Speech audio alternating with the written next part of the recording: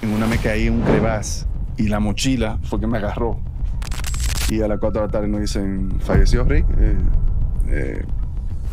Cada quien tiene 24 horas para decidir qué hace. Nos secuestraron como por 8 horas unos rebeldes que hay allá en la montaña. Yo me estaba congelando en un salto en paracaídas. El paracaídas no me abría.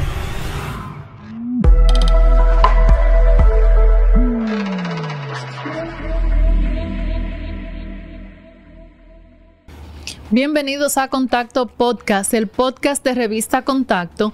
Antes de comenzar, Dusan, inicialmente este episodio, yo quiero mostrarle la edición de agosto de Revista Contacto, que es una edición que viene cargada de mucha información, con una portada con la doctora Yérica, doctora en Derecho, ¿verdad? Yérica Rodríguez Arredondo, Dusan. Sí, un tema muy interesante sobre la sucesión familiar, sobre las empresas familiares.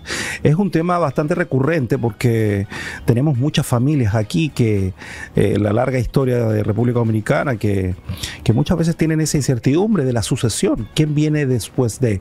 Yérica Rodríguez es una doctora en Derecho que se ha dedicado a esta área. Es una entrevista bastante interesante que muchas familias estoy seguro que podrán sacarle mucho provecho a ella. También traemos temas sobre las nuevas oficinas de Acrópolis, de Scotiabank, una edición, la número 70 de Revista Contacto ya, en estos 7 años y medio, que nos llena de orgullo. Así que espero que les guste a todos.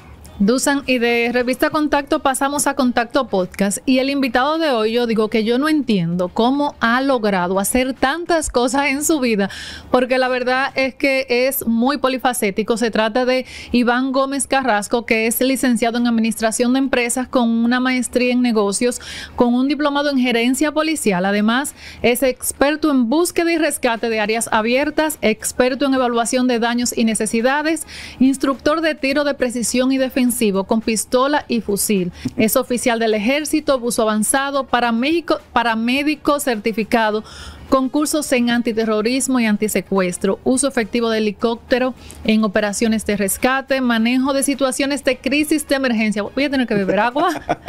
También es charlista motivacional y montañista. Iván, pero explícame, ¿en qué tiempo tú has hecho tantas cosas? Además es nuestro vecino, así que con mayor razón. Yo tengo que beber agua porque me quedé con la garganta. Bienvenido a Contacto Podcast, Iván. Vamos a conversar múltiples temas, como ya se estarán imaginando. Este es un patriota, un dominicano de cepa que se ha multiplicado en diferentes áreas. Bienvenido, Iván. Gracias, de verdad muy contento de estar aquí.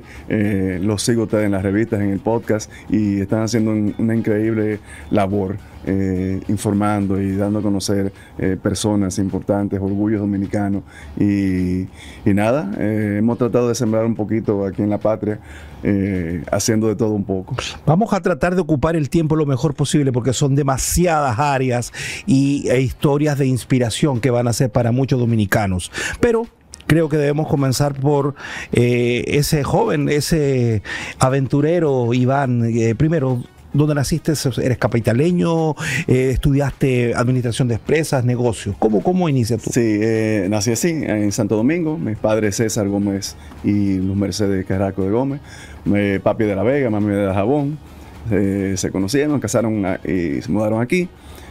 Somos 3 hermanos. Estudié en el Colegio Loyola. Luego administración de empresas en Intec. Y ya posteriormente todas las otras especialidades. Entonces, justo saliendo de Loyola, siempre he sentido la vocación de servicio. Entonces, me llamó la atención la Cruz Roja. Ingresé como voluntario de la Cruz Roja. Ahí empecé todos los entrenamientos del área de paramedicina, rescate, search and rescue, toda esa área, esa faceta mía fue a través de la Cruz Roja y del COE. Luego, como deportista, ingreso al ejército como tirador. ¿A qué edad? Como a los 25 años. Ya. Y fui escalando. ¿Por qué el ejército? Fue una competencia de tiro cívico-militar. Gané la competencia. Entonces ellos me echaron el ojo, como dicen así. Se estaban peleando entre la Fuerza Aérea y el Ejército. El Ejército se puso la pila primero. tenía amigos allá, buenos amigos, entonces me captaron. Y lo que empezó como un hobby, porque los primeros años de mi carrera militar realmente fueron como deportista. Duramos 10 años ganando medalla de oro en ambas disciplinas, en fusil y en pistola, tiro de precisión. Y después, como es la vida, caigo en un área de rescate en la UHR, Unidad Humanitaria de Rescate, que es como la UME de España. Hoy en día ya tiene un nuevo cuerpo especializado y fui entonces especializándome y ya se ha convertido, como que dice, mi segunda profesión. Ya soy diplomado en Estado Mayor y muchas de esas técnicas que hablaste. Hoy en día estoy en el CEMET, que es el nuevo cuerpo especializado para mitigación de emergencias y desastres. Algo muy importante, lo acaba de aprobar el Senado, muy importante para el país, porque va a conjugar todos los organismos bajo un solo núcleo, con más recursos, más eficiencia, etc. Entonces estamos caminando en ese sentido, dejando ese legado. 25 años en el ejército. 25 años. Wow. ¿Qué ha sido lo que más te ha gustado de estar ahí?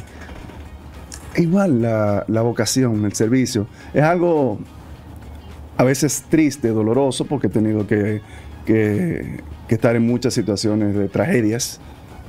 A veces tú rescatas personas con vida, otras veces tienes que rescatar cadáveres. Pero siempre que le das esa noticia, bueno o mala, a la familia, es una satisfacción y un gran agradecimiento. Bueno, ahora la tragedia del Jet Set fue muy duro, pero cuando le das un cierre a los familiares de las víctimas. ¿Participaste ahí? Estuve involucrado. ¿Cómo fue para ti, Iván, integrarte a esas labores de rescate ahí en el YECSE? Había muchos organismos, todos, y realmente los más importantes eran la unidad Jurón de los bomberos, que son especialistas en estructura colapsada, que es cuando lo que pasó ahí básicamente, que se derrumba la estructura, entonces tú tienes que ir haciendo apuntalamientos y señalizando para no mover un bloque y lastimar a la víctima. Entonces ellos eran los que estaban operando dentro, y nosotros estábamos entonces en todo el perímetro dando asistencia, y porque fueron muchas horas. Entonces básicamente la parte de logística con la UHR y el nuevo cuerpo especializado. Iván, esto a mí me parece sumamente increíble este dato. Tú has subido 100 veces, por ejemplo, al Pico Duarte, y te ha tocado también, vamos a hablar del montañismo tuyo un poquito más adelante, pero te ha tocado también hacer rescate de personas que van a subir esas montañas y se pierden. ¿Cómo es una labor de rescate en una montaña tan grande y tan alta? Sí, más de 150 van ya el Pico Duarte. Más de 150 veces. Mal contadas. Wow. Sí, ese es un tipo se llama SAR, Search and Rescue en áreas abiertas. Es más complejo, porque es como buscar una aguja en un pajar. Tú tienes básicamente un área de kilómetros y tienes el último punto donde se perdió la persona o vieron a la víctima. Entonces básicamente con un mapa tú haces cuadrantes. Si tienes medios como helicópteros, utilizas vuelos aéreos, pero básicamente es en el terreno. Entonces las montañas son bien duras y el terreno, y muchas veces tú tienes que ir abriendo trillos y caminos. El rescate más importante que recuerdo fue de una chica, Roberta. Ella tenía 13 años y se separó del grupo y se extravió y pensó que siguiendo bajando iba a llegar al campamento. Lo que hizo fue que se metió en la montaña y duró 2 días perdida. Wow. Y entonces ya cuando dan la voz de alerta, al otro día, a las 24 horas, los familiares me contactan y me decían, ¿qué tú estás? Bueno, estoy aquí en mi oficina, te necesitamos en el Pico Duarte. Yo, ¿qué pasó? Fulana, estamos consiguiendo un helicóptero. ¿Tú puedes estar en el Higüero en 1 hora? Y yo, ok, el aeropuerto del Higüero. Arranqué para mi casa, hice mi mochila, me elevaron en el Higüero Y ahí no pudimos aterrizar en el pico, entonces aterrizamos en el Valle del Tetero, que es un valle intramontaño que está cerca. Ahí armé varios equipos de búsqueda, uno por un atajo, otro por el Camino Real y otro por otra vereda. Con los 3 cuadrantes teníamos radiocomunicación, satelital y eso, y como a las 20 horas dimos con Roberta. Y esa llamada de ella con su madre, la recuerdo como ahora, dando gritos. Entonces esa es la satisfacción de la labor. ¿Qué hay en el Pico Duarte? ¿Hay animales salvajes, serpientes? ¿Qué te puede pasar además de perderte? Falta de agua, falta de comida. ¿Hay algún peligro? No, por suerte no. La altura evita que haya serpientes, cacata, culebra, todo eso. O sea que no existe nada de eso. No tenemos animales salvajes, solo cerdos cimarrones, pero ellos desde que huelen a las personas se esconden y prácticamente no se ven para nada. Tienen que salir a cazarlo. Ya. Y realmente la persona no se pierde en el Pico Duarte, se extravían. Y qué bueno que me hace la pregunta para que la gente tenga confianza. Nadie se pierde en el Pico Duarte. O sea, nunca se ha perdido alguien de que no apareció más nunca. Eso no existe. Okay. Entonces es bastante seguro, hay muchas rutas de acceso, ya está bastante señalizado. Bueno, con mi fundación pues, instalamos muchos letreros, hicimos refugio, pusimos paneles solares, hay comunicación por radio. O sea que es bastante seguro. Y bueno, ahora... ¿Hay una novedad? Acaba de salir una película sobre el Pico Duarte que tú participas. Exactamente, un gran legado de Orgullo de mi Tierra, que es el proyecto de CCN, donde seleccionan todos los años un destino. Y este año el destino fue el Pico Duarte. Entonces tuvimos el honor de trabajar en toda la logística, de ser actor también. y quedó un producto espectacular. Además de un libro también escrito por Fran Báez, un gran trabajo de investigación. Entonces, quizá cuando vean el podcast no estará ya en cartelera, pero eventualmente estará en medios digitales y todos podrán disfrutar de ella. Excelente. Iván, ¿qué hay que hacer si te extravías en una montaña? ¿Cuáles son esas recomendaciones que la gente debe saber? Regresar al último lugar donde tú sabes que no estabas extraviado. Si tú estás en un trillo, que tú ves el trillo y tú ves un letrero y de repente te pierdes, no sigas para adelante. Retrocede y trata de llegar a ese lugar donde tú estabas consciente que ibas por buen camino. Uno se desorienta muchas veces también, ¿o no? Pues sí, te puedes desorientar, pero generalmente hay un sendero. Y eso es lo que nunca se debe perder, el sendero. Si ya tú estás caminando entre bosque y abriendo ramas, eso, entonces te saliste del sendero. Siempre mantenerte dentro del sendero. Sí. Hay una señora que se extravió hace poco tiempo, que creo que fue la última. Yo creo que fue el último rescate en el que tú participaste en una montaña, donde ella hizo como un letrero con piedras. Sí. Ella igual se salió del sendero y se fue introduciendo más en la montaña hasta que llegó a una ladera que no podía ni subir ni bajar. Y muy hábilmente hizo una señal de SOS. Creo que fue con papel sanitario. Sí. Ajá, y desde el helicóptero se pudo divisar. Ese es un buen punto para... Sí. Yo sé que a mí eso no me va a pasar porque yo no voy a subir una loma. Un rescate interesante fue de un parapente que yo hice en Constanza. Él no debió haber despegado porque había mal tiempo, y entonces el mal tiempo lo tiró, lo metió en una reserva ébano verde, que es tupida, wow, así, muy forestada, gracias a Dios, o sea, y cayó en un sitio donde él no podía ni moverse ni 2 metros, porque estaba entre árboles atrapado. Y ahí entonces, cuando amaneció en la montaña, el pobre, empacó su parapente, se arropó, hizo su camita y ahí se quedó. Y entonces con un helicóptero de la Fuerza Aérea y unos radios, logramos ubicarlo. El piloto fue muy hábil y aterrizó en un lugar impresionante. Y entonces ahí con un equipo, con machetes, fuimos abriendo y hasta que llegamos donde él. Y lo logramos extraer en el helicóptero después. ¿Cómo nace este amor tuyo por la montaña, por el medio ambiente? Es algo que yo he visto en tu vida que te apasiona. ¿Por qué? Yo creo que fue del Loyola. Ya. Allá tenemos un centro de excursionismo, se llama CEL, Centro Excursionista Loyola, como Boy Scout, pero del colegio. Y hacíamos excursiones todos los meses, en el país entero. Y la más famosa era el Pico Duarte, el 1 de enero de cada año. Y yo me acuerdo que mis padres no me querían dejar ir hasta que papi, después de tanto insistir, dijo, ven, que te voy a llevar al pico, como a los 13, 14 años. Y me enamoré de la montaña. Me enamoré. Y en el pico, increíblemente, bajando el Pico Duarte, un sueño de muchacho al fin, empecé a soñar con el Everest. Wow. Con 13 años. Con 13 años. Ya. Un sueño de muchacho así, ay, voy a coger para el Everest. Y se hizo realidad 20 años después. Y ahí vamos a ir. Y la vocación de servicio, yo también viene por los jesuitas, vivir para servir.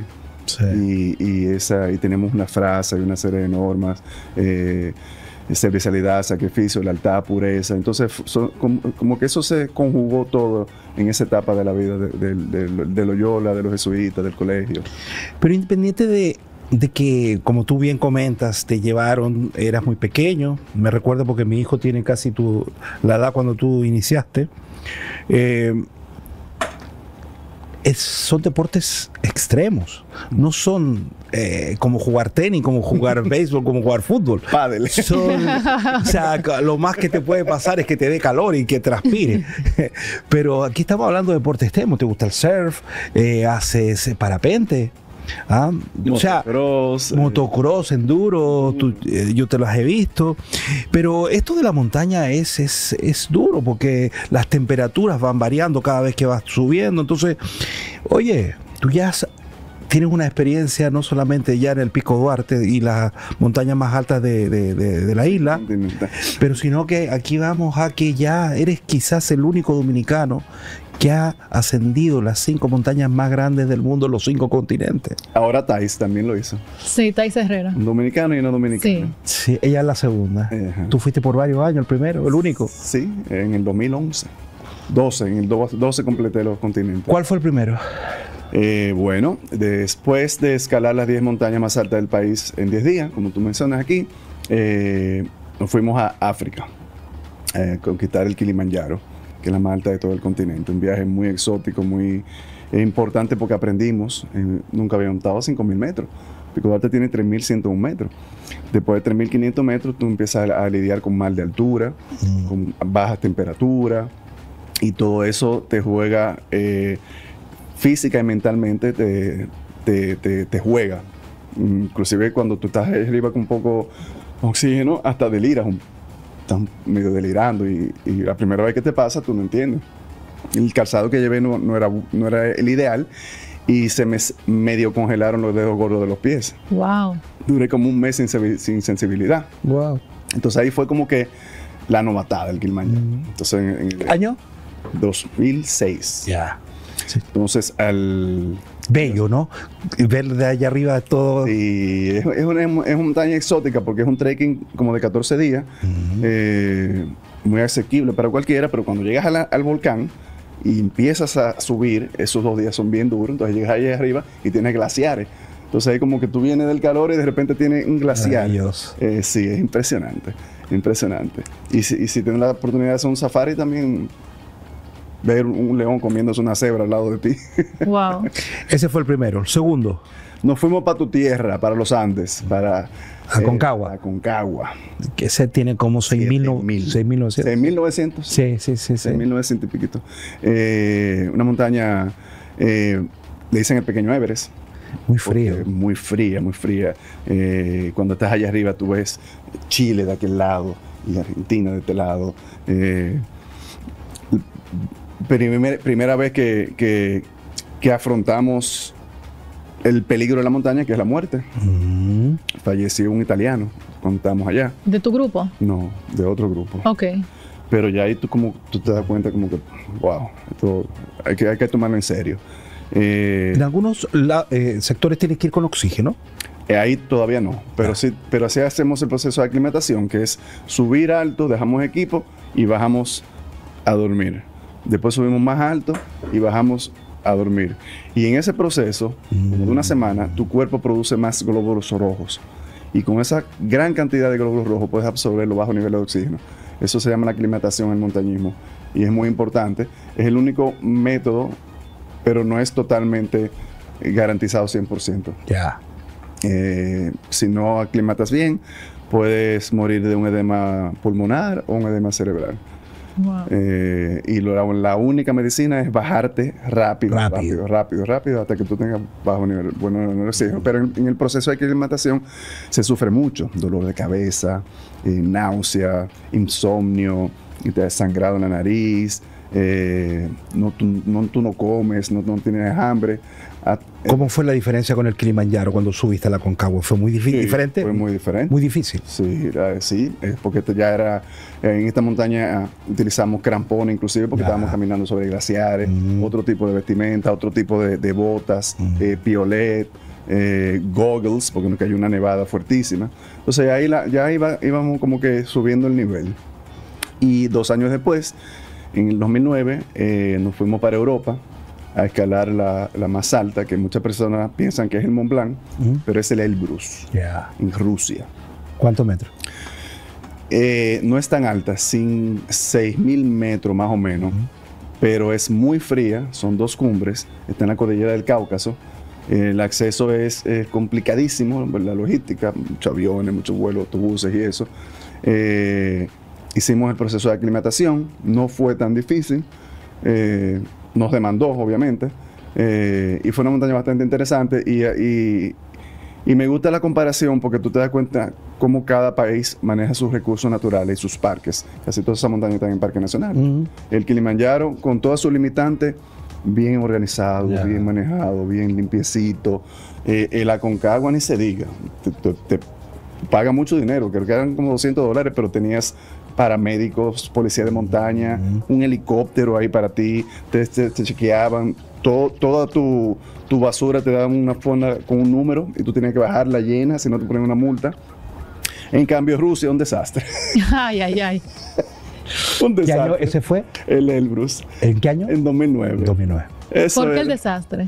No había control, sucia la montaña, uno está solo allá arriba, tú estás con tú y tu guía. ¿A estas 3 tú siempre fuiste con cuántas personas más? Buena pregunta. Éramos un grupo de amigos, pero no todos iban a todas las montañas. Aún no se integraban o no, dependiendo de sus posibilidades, de si querían o no, o si tenían tiempo, lo que sea. Generalmente éramos 3 o 4. Y en el 2011 se alinearon los planetas, conseguimos un cupo y entonces realizamos la primera expedición dominicana y del Caribe en intentar coronar la cima del Monte Everest. En el programa Everest, Excelsior. Excelsior, misión al Everest. Excelsior es la frase con la cual terminamos siempre la oración en el seno, Boy Scout. Excelsior, que es siempre más en latín. Y una frase que la tengo tatuada en mi ser. Cuéntanos esa experiencia del Everest. ¿Cuántos días? 2 meses. 2 meses. ¿Por qué tanto? Por el proceso de aclimatación, porque aquí es más estricto. Primero volamos Santo Domingo, Madrid, Qatar, Katmandú, que es la capital de Nepal. Ahí duramos unos cuantos días y tomamos un avioncito hasta Lukla, que es el aeropuerto más peligroso del mundo. ¿Por qué? Porque es una pista chiquitica en una montaña. Que si el avión no frena, se traya con la montaña. Entonces, y hay muchísimos accidentes. Entonces, en los programas no lo buscan en internet. ¿Cuál es los 10 aeropuertos más peligrosos del mundo? Y Lukla es el primero. Entonces, desde ahí se hace un trekking como de 2 semanas, bien lindo. Algo que ustedes podrían hacer con sus hijos, porque tú vas ascendiendo de 3.000 metros a 5.000, pero suavecito y visitando los pueblecitos de los Himalayas.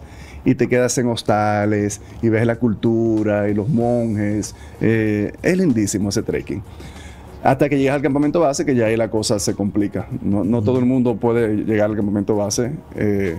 ya tienen que ser los alpinistas calificados con los permisos y los sherpas. Los sherpas son como los ayudantes que se usan en la montaña. Y del campamento base, que está a 5.000 metros, a la cima del Everest, que son 9.000 metros básicamente, hay 4 campamentos de altura y antes está el Khumbu Icefall. Entonces, la aclimatación ahí dura como 3 semanas. O sea, uno sube la montaña 3 veces prácticamente. Hasta que, porque el oxígeno, básicamente no hay oxígeno de arriba. Y en el campamento 4, entonces te pones el oxígeno suplementario. Tenemos 2 tanques. Y tienes que administrar esos 2 tanques para hacer cima, bajar vivo y regresar al base camp. Entonces, ese proceso duró como 45 días. ¿Cuál es el proceso de preparación antes de ustedes salir a esa expedición aquí? ¿Cómo se preparan? Yo duré 1 año entrenando. Siempre he tenido una vida muy activa, nunca he dejado de practicar deportes, pero en ese año fue más intenso. Subíamos al Pico Duarte, por lo menos yo, casi 2 veces al mes. Tenía un entrenador, porque conseguimos todo esto sin fines de lucro, eso es lo grande. Aquí uno le hace lío y deuda y pedir prestado y patrocinio y usar los ahorros. Entonces, todo el que se involucró en el proyecto fue sin fines de grupo, entre ellos el Body Shop. Nos puso el gerente de fitness, él trabajó la parte muscular. La Plaza de la Salud nos puso médico, yo tenía mi cardiólogo, mi neumólogo, psicólogo. Y entonces en ese año teníamos un programa de entrenamiento y los últimos se va intensificando, nutriólogo también. A mí me pusieron a ganar peso, porque Richard Marines sabía que yo iba a perder masa muscular y perdí 28 libras de masa muscular. Entonces también tenía que ganar peso en la alimentación, todo eso. Y fue un proceso bastante interesante, un mercadólogo que crearon el proyecto, porque también para tú conseguir patrocinio tienes que darle a las marcas algo. Entonces fue básicamente crear un producto. Y ese producto era los logos en el traje, con la foto en la cima del Everest, la película, la montaña, que maravillosa, dicen que de las mejores que se han hecho en este país. Tabaré Balanchar y Iván Herrera le hicieron un especial de televisión de 5 capítulos que hizo Giancarlo Vera. Entonces así fue un producto que se creó para conseguir 4 grandes patrocinadores que básicamente fueron los que financiaron la expedición. Antes de llegar a la 5ª montaña, ¿hubo un momento donde tú subiendo alguna montaña tú dijiste yo llegué hasta aquí, me devuelvo? Sí, en todas te pasa, en todas. Tengo entendido que tuviste algún problema en Everest, como que algo te pasó duro. Sí, perdimos un compañero, murió Rick, un norteamericano que estaba en mi grupo. Estábamos desayunando juntos en la mañana y ellos le tocaban expedición, aclimatación, nosotros teníamos que descansar y a las 4 de la tarde nos dicen, falleció Rick. Cada quien tiene 24 horas para decidir qué hace, pero tenemos que continuar. Ahí mismo algunos recogieron y se fueron y yo tuve un dilema, si seguía o no, si valía la pena, mi hijo que acaba de nacer. Entonces bajé a un campamentico donde había comunicación y entonces me puse a hablar con la familia, los familiares, me dieron ánimo y como que ahí pude recuperar. Iván, vamos a poner en contexto a las personas que ven el podcast. ¿Qué temperatura más o menos hay? Ya nos dijiste que hay falta de oxígeno desde los 5.000 metros hacia arriba. Ponme un contexto cuando estás subiendo 5, 6, 7. El Everest tiene 8.900. Ajá. 8.900.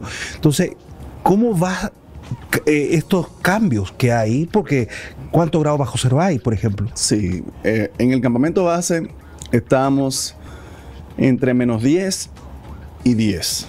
Más o menos. En la noche bajaba a menos 5, a veces 10, y en el día estaba en 0, 5, ahí más o menos. Entonces tú usas layers. Ya. Y más frío te pone otra capa. Entonces ahí tenemos una capa base. Campamento 1, ya todavía, si hay sol, todavía no es tan frío, pero si se nubla, ahí se desciende a menos 10, por ejemplo. Campamento 2, ya ahí recuerdo que nos poníamos la tercera capa, que es el traje amarillo, un traje que tú te lo pones y vives ahí por una semana, básicamente. Ya ahí estaba como menos 15. Campamento 3... Menos 15, ¿cuántas horas en el día menos 15 grados? Más o menos. Depende de Si está nublado. Si está nublado. Si está nublado, por ejemplo. Si está ¿Cuántas horas en el nublado. día hay menos 15 grados? No, todo el tiempo. Todo el día. Todo el día. Y en la Ya. noche baja más. Pero en la noche ya tú tienes que estar metido en tu tienda de campaña con el traje puesto y en el sleeping bag. Ya. Y en el campamento 4 ya tú estás a menos 20 y en la cima menos 30, menos 40. Menos 40 grados bajo cero. ¿Cuánto tiempo estuviste en el pico? Lo menos posible, 15 minutos más o menos. 15 minutos, con oxígeno. Con oxígeno. De hecho, un compañero nuestro, Rick, tuvo problemas porque fueron 2 días de cima. Ellos le tocó primero y hizo más frío que el de nosotros. Estaba el sol espectacular, que eso te ayuda. Que yo le agarré una nube, una tormenta, una cosa, y se puso tan frío que los goggles se le congelaban. Y parece que él hacía así para ver el camino, para ver las sogas y eso, y se le congelaron las córneas. No te creo. Y queda ciego, temporalmente, gracias a Dios. En eso ya se activa un rescate y eso, pero cuando tú dejas de moverte, tú generas menos calor. Y por el mejor abrigo que tú tengas, si tú no generas calor tu cuerpo, te mueres. Y como él se puso más lento, empezaron a congelársele los dedos de la mano y de los pies también. Wow. Yo recuerdo que cuando lo recibimos en el campamento 2, que empezamos de una vez, básicamente tienes que calentar agua y poner las extremidades en agua y eso, le vendas los ojos. Cuando yo le quité las botas, tenía todos los dedos negros. Negro. Wow. Negros, sí. Una impresión a mí me dio eso. Pero él no estaba viendo, no sabía nada. Todo bien, Grant, en australiano. Tranquilo, muy buen ánimo tenía. Un muchacho bien atlético, buen ánimo, contento, o sea, dentro de su gravedad. Pero él no sabía que estaba tan mal. Entonces ahí llamamos un helicóptero que pudo llegar al campamento 2. Básicamente fue un rescate bien difícil. Y de ahí se lo llevaron a Katmandú. Duró como una semana interno y lo volaron a Australia. Y meses después nos escribió, recuperó la vista, pero hubo que amputarle 3 dedos. Wow. 2 de los pies y 1 de la mano, creo. Los 15 minutos arriba en la cumbre del Everest. Trata de definirnos cómo fue esa sensación. Dejaste tu bandera dominicana, pero ¿cómo fueron esos? ¿Qué veías? ¿Valió la pena? Sí, claro que valió la pena, pero en ese momento no fue la cima tan gloriosa que yo había soñado toda la vida. Yeah. Como uno piensa en la película. No, yo me estaba congelando, se me estaba acabando el oxígeno, estaba extremadamente cansado. Le había pasado por encima a un cadáver que había muerto el día antes, un japonés, que todavía estaba agarrando la soga. Wow. Y esos son momentos también de duda. Tienes que coger y quitarle la mano y conectarte y pasarle por arriba para seguir. Y recuerdo que llegué, me desplomé, me presioné, lloré un poquito, pero de una vez fue como modo automático, como que vamos arriba.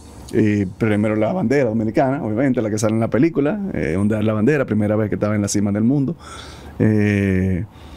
Luego la foto de los patrocinadores de las marcas, también, unas banderitas que llevamos. Una foto de la familia, de los amigos, y yo dejé un pedacito del cordón umbilical de Axel de mi hijo, que lo había guardado. Qué chévere. Estaba en un sobrecito y lo dejé ahí enterrado. Y él dice que él subía al Everest conmigo porque su papá dejó el ombligo de él allá. Es verdad. Que no hay nada imposible en la vida, porque yo subí al Everest con papi. Es verdad. Tú me decías que había mucho sol ese día cuando llegaste. ¿Qué veías a 360 grados? ¿Cómo era? A ver. La curvatura de la Tierra es impresionante. Wow. Como si estuviera montado un avión y todas las montañas por debajo. O sea, se ve como que la curvatura, la estratosfera, las montañas debajo. Fue un día espectacular. 30.000 pies, como que tú estás mirando por la ventana de un avión. Claro. El avión va a esa altura más o menos. 29.000, 30.000. Claro. A la misma altura. Y en ese momento, porque también uno como que de éxtasis, de repente viene mi Sherpa. We have to go down. We have to go down. Y, fue como que, oh, ok. Y me puso la pila, y entonces ahí terminamos de hacer todo y empezamos a bajar. Y bajando, también el oxígeno, él te lo va administrando, el Sherpa, porque él está en mejor condición física y mental que tú. Viven en esa zona, básicamente nacen aclimatados. Por eso que siempre se usan Sherpas. Hasta que llegamos al campamento 4, ahí nos quitamos el tanque de oxígeno y bajamos rápido hasta el campamento 2. Y ahí en el campamento 2 recuerdo que me desplomé en la tienda de campaña y ahí arranqué a llorar como un niño, como por 1 hora, como que asimilando, como que lo logré. Pero era de alegría. Era de alegría y de descarga, o sea, una responsabilidad del país entero pendiente de ti. El presidente me entregó la bandera de la República, los patrocinadores. Fue como que una liberación, felicidad. Llamé por satelital a la familia, había en Claro, que era un patrocinador de nosotros, armó un estudio con cientos de personas, con pantallas, y nos iban siguiendo en vivo, porque tenemos un spot, unos satelitales que te marcan una ubicación, y nos iban siguiendo en vivo. Entonces ya tú sabes, también todo el mundo ahí pendiente, la primera llamada, una locura. ¿Subirías de nuevo? Me encantaría, pero no. ¿Por qué? Porque entiendo que sería un acto egoísta poner a sufrir de nuevo a mis padres, a mis hijos, a todos. Porque los que se quedan yo creo que sufren más que nosotros. Nosotros estamos ya concentrados en no morirnos, en hacer lo que hay que hacer. Pero mi mamá estaba rezando el rosario todos los días a 2 de la mañana. Y en ese momento mi hijo me veía ponerme la bota y decía, papá, montaña no. Porque yo hasta mi testamento tuve que hacer para irme al Everest. O sea, tú te preparas para irte sabiendo que hay probabilidad de que no vuelvas. Entonces eso afecta mucho a tu ser querido. Mientras subía al campamento 2, 3, 4 y cima, ¿sentiste en algún momento que ibas a morir? ¿Hubo algún momento que...? Sí, una avalancha. Me cayó. Gracias a Dios no fue de lleno, sino como que el arrastre. En una me caí en un crevaz y la mochila fue que me agarró. Que si no me hubiera ido no estuviera aquí contándolo. Cuando me encontré con el japonés muerto, rumbo a la cima, también fue un momento de mucha duda. Mucha duda. ¿Te gustaría morir en la montaña? Yo creo que es la muerte más dulce que hay. ¿Cómo fue tu quinta expedición? Bueno. La quinta claro, montaña. Carstens, en Papúa Nueva Guinea. A ese le pusimos el final de la travesía. Oceanía, el final de la travesía, porque ya yo sabía que iba a ser como que la pausa ya de mi carrera como montañista profesional. Fue la segunda más difícil, porque es una pirámide de roca. Cada montaña es diferente, el entrenamiento, el equipamiento y todo. Este era puro rock climbing, calando en roca, con arnés, moquetones, figura de 8. Pero para llegar a la base de la montaña tienes que atravesar la selva. Y fue una semana de selva lidiando entonces ahí sí con animales jodones, con sanguijuela, con calor, con lluvia, con lodo, con ríos, con tribus salvajes, incluyendo caníbales. Wow. Nos secuestraron como por 8 horas unos rebeldes que hay allá en la montaña. No te... Sí, con una arma, una cosa. ¿Cómo salieron de ahí? Pagándole cuarto. Recolectamos como $1,000 y nos dejaron ir. Llegar a la montaña, escalar esa roca que es bien difícil, con unas tirolesas, unas traverses, bajar y salir de nuevo de la montaña. Y en el proceso hubieron accidentes, éramos 11, nada más llegamos 6. Hubo uno canadiense que tuvimos que evacuarlo, se cayeron en un río, se dio un golpe grandísimo, tuvimos que retroceder. El avioncito cuando estábamos llegando se salió de la pista. Yo le puse la montaña de la perseverancia. En Hong Kong tuve varado 2 días porque el visado que me lo dieron por error, y aquí tuve nunca moverse. Bueno, esa montaña fue complicada, pero muy interesante también. De hecho, hoy en día, Thais, por ejemplo, lo hizo en helicóptero, por los peligros de la selva. Porque la verdad que es bastante compleja. Hay muchos problemas de revolución y de tribus y de cosas. ¿Qué año fue políticos? 2012. Para regresar, ustedes tienen que regresar por la misma vía. O sea, que se dieron de nuevo otra vez con lo mismo que lo secuestraron.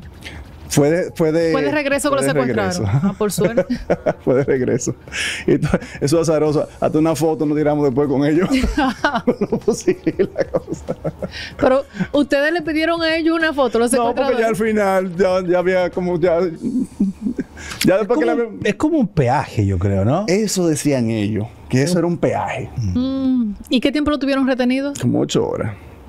Y ellos andan armados porque después me explicaron, hay una mina de oro muy importante ahí cerca, y entonces los locales están en contra de la mina y hay como que rebeldes, y eran parte de ellos. Pero es interesante porque estaban en chancleta, chores, en camisa con los fusiles. ¿Qué fue para ti durante más de 10 años, yo creo, desde el 2012, ser el único dominicano que había cumplido a escalar las 5 montañas más grandes del mundo? Bueno y malo, o sea, muchos reconocimientos,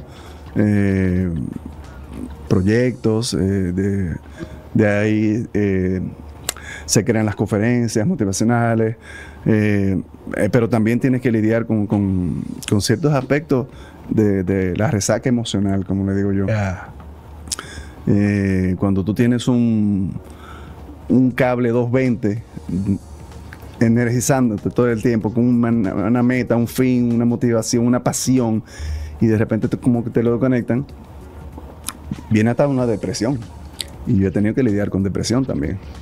Entonces, han sido unos años también.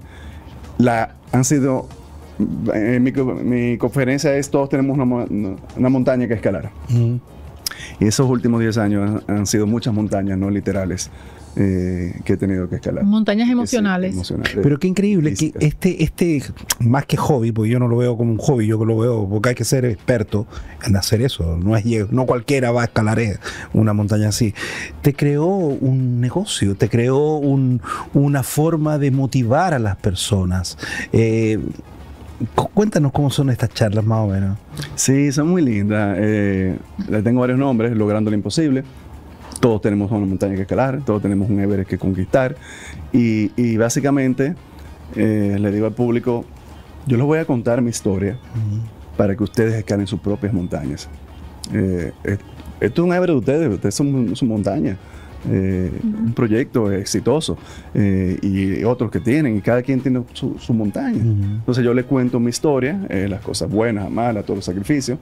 Son 4 pilares: pasión, perseverancia, sacrificio y fe, que la conferencia gira en torno a eso, y muchas fotos, muchos videos reales, y al final parece que llega, porque la gente termina llorando y me escriben y conmigo, y me encuentro con personas después, años, me dicen: Iván, gracias a tu conferencia hice esto, logré esto, me animé a hacer esto. Porque la gente piensa que lo más difícil es escalar, es dar el primer paso, es salir de tu zona de confort, es iniciar esa montaña. Entonces, Iván, tú está ya exciting con todo el tema del entusiasmo de la montaña y todo eso, y cuando tú dices que tú llegas y bajas y encuentras como esta tranquilidad que te lleva a la depresión, ¿cómo trabajas esa depresión? ¿Cómo sales de ella? Porque para tú salir a motivar, tú tienes que estar motivado. ¿Cómo sales de esa depresión? ¿Cómo la trabajas? Terapias, mucho ejercicio, actividades al aire libre, ayudando, sirviendo, amigos, familia, reencontrándote, como digo yo, volver a los inicios, back to basics. Y es constante, la vida uno tiene que pasársela en eso todo el tiempo, porque también vienen golpes inesperados, como la muerte de mi hermano menor. Fue un golpe muy fuerte para toda la familia, que también son situaciones que tú tienes que aprender a superar, pero te hacen más fuerte para otras que vendrán. ¿En qué momento tú te diste cuenta que necesitabas ayuda? Yo creo que después de la muerte de mi hermano. ¿Ya habías hecho montañas? Sí, ya estaban terminando la pausa. Y ahí mismo busqué ayuda y empezamos a trabajar todo eso. Y hoy en día, bueno, la parte medioambiental también, que me encanta. Tengo la fundación. Aquí vamos a hablar después de eso. Para el medio ambiente. Y ¿cómo se llama la fundación? Fundación Desde el Medio. Ya. Y todos esos proyectos también, el contacto con la naturaleza, todo eso es energía y revitaliza a uno. Bueno, ayer acabo de bajar de la montaña, tenía 5 días para allá con un proyecto con mis padres, con un proyecto de limones y eso, y básicamente yo terminaba de trabajar y me metí en el río con mi perro 2 veces al día, y en la noche las estrellas y la fogata. Qué bello. Sí, eso es Esa es tu vida. Esa es vida. Esa es mi vida. De hecho, estaba yo pensando yo debería mudarme aquí y bajar a Capital nada más a trabajar. Que no es un sueño muy loco. Yo creo que eventualmente será así. Me contaron que en el Pico Duarte tú tienes un lugar como un refugio por ahí. A ese mismo. Cuéntame a ver de eso. Ese mismo. Se llama Ecolodge, Centro de Visitantes Edwin Gómez. Ya. Es un proyecto que empezó, le digo yo, mi segundo Everest, porque yo lo empecé hace 20 años también. Bajé un día del Pico Duarte y en casa de mi guía le digo yo, Mon, ese pedacito de tierra, ¿por qué tú no me lo vendes? Y al final me vendió un pedacito y después fui comprando más.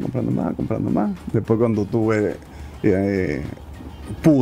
ahí hice la zapata, después a los 5 años el techo, después el segundo piso, y hoy en día es un proyecto, es un pequeño hotel ecológico. ¡Qué genial! Sí, que... Poner después las redes y de esos lugares. Ah, sí, buenísimo. Y cuando quieran vayan a visitarlo con la familia. Claro que sí. Tenemos allá un hotel ecológico con un proyecto de limones. Entonces sirve como campamento para mis clientes que van al Pico Duarte.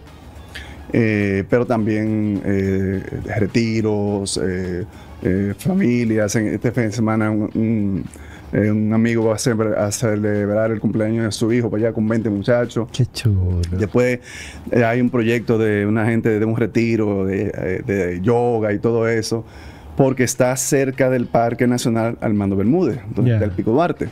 Pero para llegar al Pico Duarte de ahí son 2 días caminando.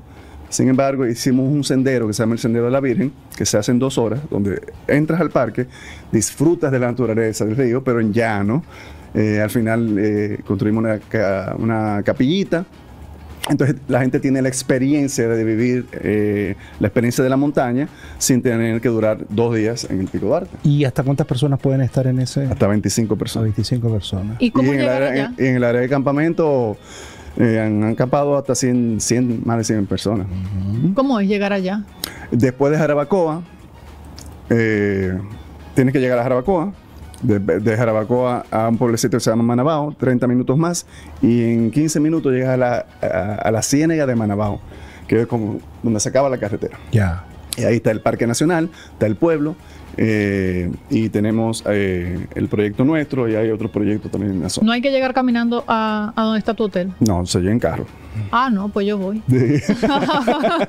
Por eso estoy preguntando. Llega en carro. Y es interesante porque una de las cosas que fomentamos con la fundación es que las comunidades que se benefician del ecoturismo se convierten en los principales cuidadores, veedores o protectores de esas áreas protegidas. Yeah. Y esa debe ser la guía. O sea, el área protegida, conservarla, pero lo que están ahí no se van a morir de hambre. Porque lo que van a hacer es entrar a depredar, a cortar, a hacer carbón, a sembrar. Pero si ellos viven del ecoturismo y protegen eso, les suben en la vida. Y la zona ha crecido impresionantemente gracias al turismo del Pico Duarte.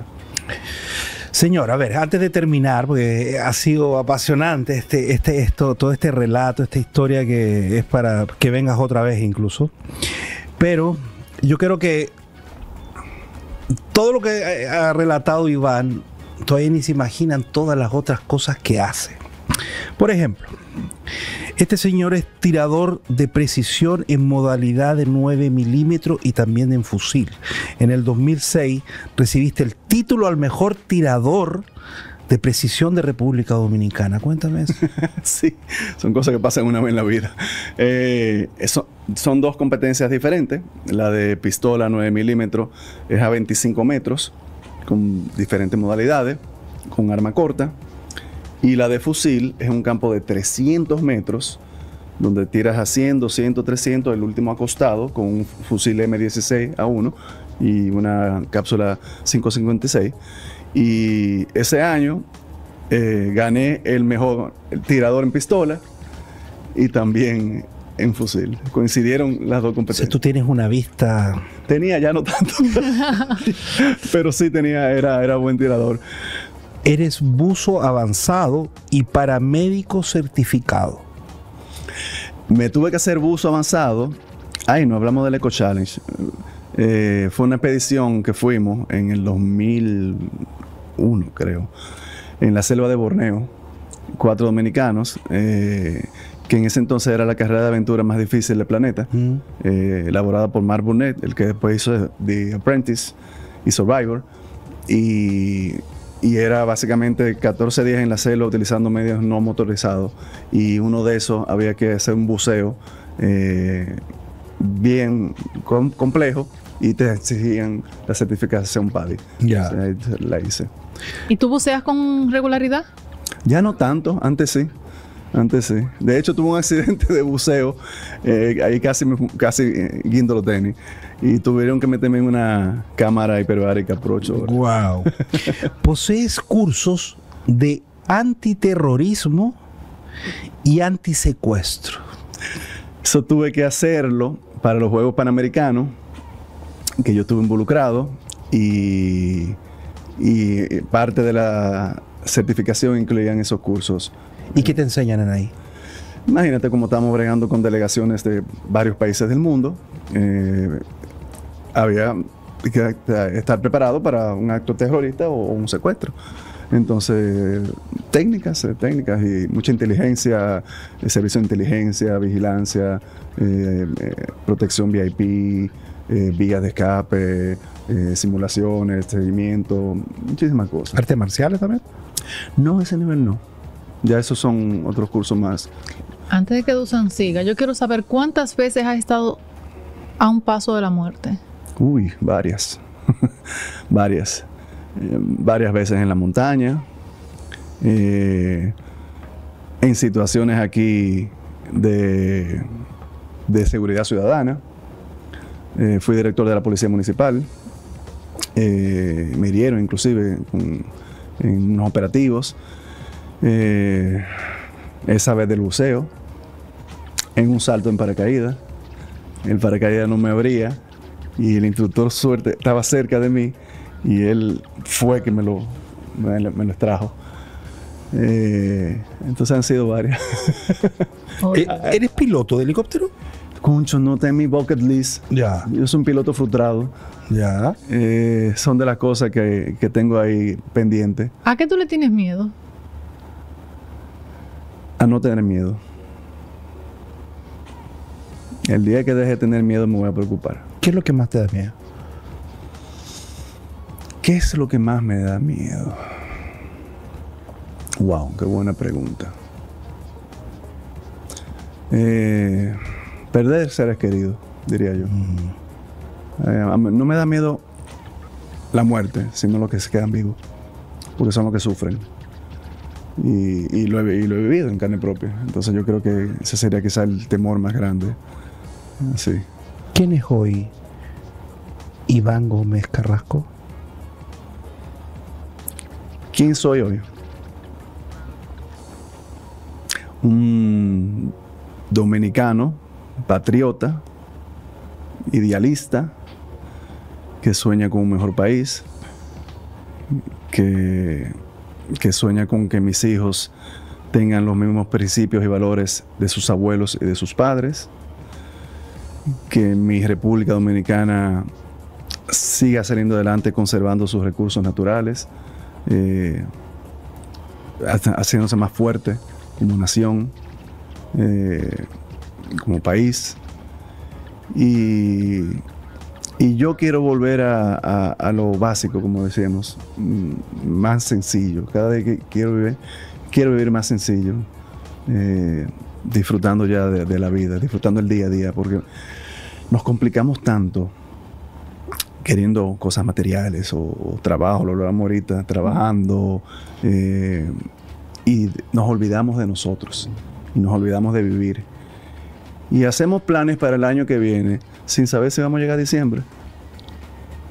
Como un amigo mío con cáncer de páncreas se lo llevó en 3 meses, joven, y tiene todos sus planes y todo. Entonces vivir cada día, como si fuera el último, hacer el bien, servir de ejemplo e inspiración y ser feliz, que es lo más difícil, uno ser feliz.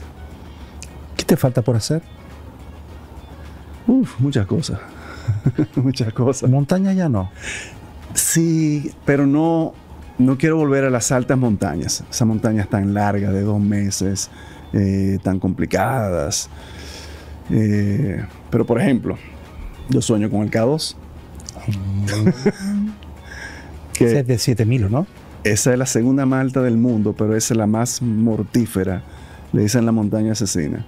¿Dónde está esa? En Pakistán. Pero concho. ¿Crees que la harás? Es que pienso en mis seres queridos y no, concho. Quédate con nosotros aquí. ¿Verdad? Nos quedamos aquí nosotros. Sí. Yo creo que tú sirves mucho ahora dando conferencias y esas charlas motivacionales, que aquí nos has dado mucho de eso.